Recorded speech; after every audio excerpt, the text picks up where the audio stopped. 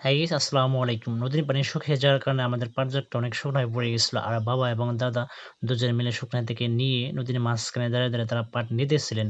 দেখতে পারছেন। আর এদিকে আমি কিছু পাট মহিলাদেরকে দিয়েছিলাম নেওয়ার জন্য, যাতে তাড়াতাড়ি নিয়ে আমার কাছে দেয় এবং এগুলো তাড়াতাড়ি আমি ধুয়ে এবং শুকিয়ে এগুলো বাজারে বিক্রি করতে পারি। তো দেখতে পাচ্ছেন তারা অনেক সুন্দর করে আটি বেঁধে পাড়ে রেখে গেছে পাট ধোয়ার জন্য। তো দেখতে পাচ্ছেন এখন আমি পাটগুলো ধুয়ে নিব।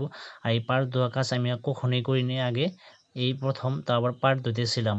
আর গত ২০ থেকে ২৫ দিন আগে আপনাদের মাঝে একটা ভিডিও দিয়েছিলাম। সেখানে আমি এবং আমার বাবা দুজনে মিলে পাট কাটতেছিলাম। সেই পাটগুলোই আজকে ধুইতেছিলাম।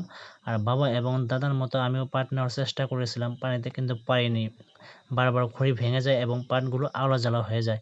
এরজন্য এদিকে আমি পাট ধুইতেছিলাম যাতে কাজ একটু এগিয়ে যায় এবং আমার বাবার একটু আরাম হয়। আর আমার ভিডিওগুলো কেমন হয় কমেন্টে জানাবেন। আর আমার ভিডিওগুলো ভালো লাগলে লাইক, কমেন্ট, শেয়ার অবশ্যই করবেন। খোদা হাফেজ, সবাই ভালো থাকবেন এবং আমার জন্য দোয়া করবেন।